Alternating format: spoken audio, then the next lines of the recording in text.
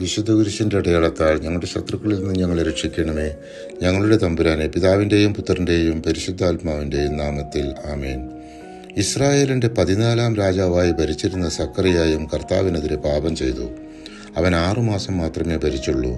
യാബീഷിൻ്റെ പുത്രൻ ശാലൂം അവനെ വധിച്ചു. സ്വയം ഇസ്രായേലിൻ്റെ 15-ാം രാജാവായി. അവൻ 1 മാസം മാത്രമേ ഭരിച്ചുള്ളൂ. മേനാഹെം ശല്ലൂമിനെ വധിച്ച് സ്വയം ഇസ്രായേലിൻ്റെ 16-ാം രാജാവായി 10 വർഷം ഭരിച്ചു. എന്നാൽ ഇവനും കർത്താവിനെതിരെ തിന്മ പ്രവർത്തിച്ചു. അവൻ്റെ മരണശേഷം പുത്രൻ പെക്കാഹിയ ഇസ്രായേലിൻ്റെ 17-ാം രാജാവായി 2 വർഷം ഭരിച്ചു. എന്നാൽ ഇവനും കർത്താവിനെതിരെ തിന്മ പ്രവർത്തിച്ചു. അവൻ്റെ സൈന്യാധിപനായ പെക്കാഹിയ രാജാവിനെ ഗൂഢാലോചനയിൽ കൊന്ന് ഇസ്രായേലിൻ്റെ 18-ാം രാജാവായി. ഇതേ സമയം യൂദായിൽ യോഥാമിൻ്റെ മരണശേഷം പുത്രൻ ആഹാസ് തൻ്റെ 20-ാം വയസ്സിൽ ഭരണം തുടങ്ങി. അവൻ 16 വർഷം ജെറുസലേമിൽ ഭരിച്ചു. പിതാവായ ദാവീദിനെ പോലെയല്ല അവൻ ജീവിച്ചത്. അവൻ തൻ്റെ ദൈവമായ കർത്താവിൻ്റെ മുമ്പിൽ നീതി പ്രവർത്തിച്ചില്ല. ഇസ്രായേൽ രാജാക്കന്മാരുടെ പാതയിൽ അവൻ ചരിച്ചു.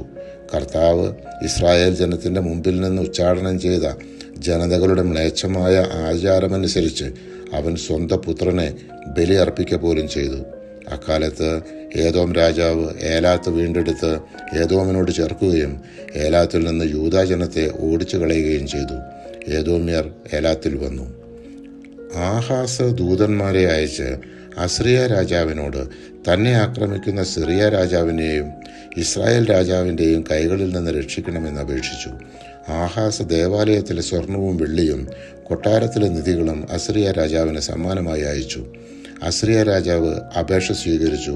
അവൻ ചെന്ന് ദമാസ്കസ് കീഴടക്കി.